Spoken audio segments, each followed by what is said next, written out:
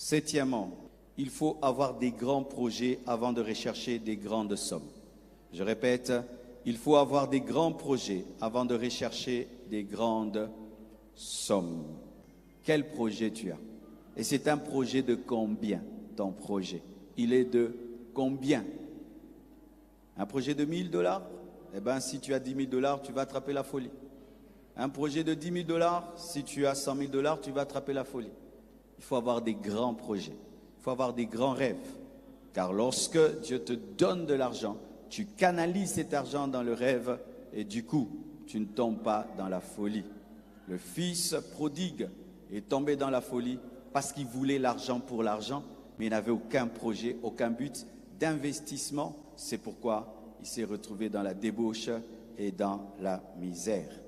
La Bible nous dit que la femme de Proverbe pense à un champ. Elle pense, elle n'a pas encore le champ. Elle pense au champ et c'est bien de penser à quelque chose avant de l'avoir pour que lorsque tu as, tu fais ce que tu pensais. Alléluia. Qu'est-ce que tu penses? Qu'est-ce qu'il y a dans ta tête?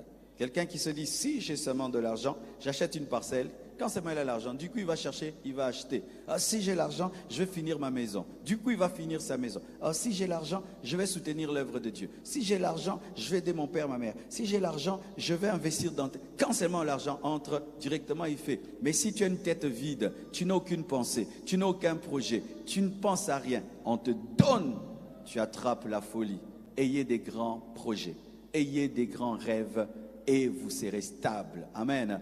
J'aime lorsque quelqu'un commence à avoir des grands projets. Je suis sûr que ces projets vont le discipliner.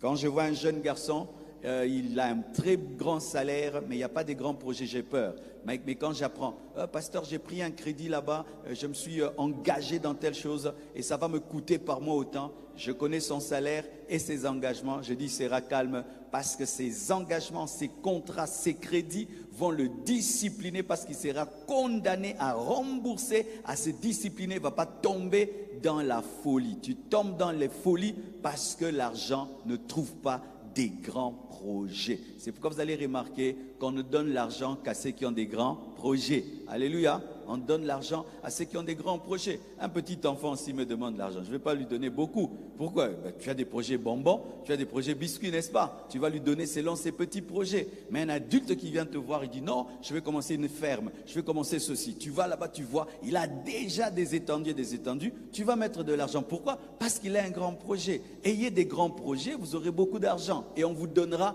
beaucoup d'argent. Parce que les gens qui gagnent l'argent ne donnent pas l'argent aux gens qui vont s'amuser. Amen. Hein? Les gens qui ont souffert pour avoir l'argent ne donnent pas aux gens qui blaguent avec l'argent. Ils donnent aux gens qui ont des grands projets et des grands rêves. Ayez des grands projets. Et quand je parle de projets, je ne dis pas que tu as des projets imaginaires. Je vais faire la première voiture volante de la RDC.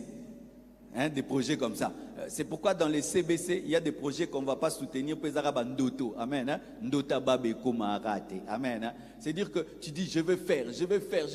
Mais tu dois avoir un projet que tu peux concrétiser. Je vais faire des goudrons en diamant. Frère, des goudrons en diamant, il n'y en aura pas. Et il y a un projet que tu peux concrétiser. Et un grand projet. Dis à ton voisin, quel est ton projet?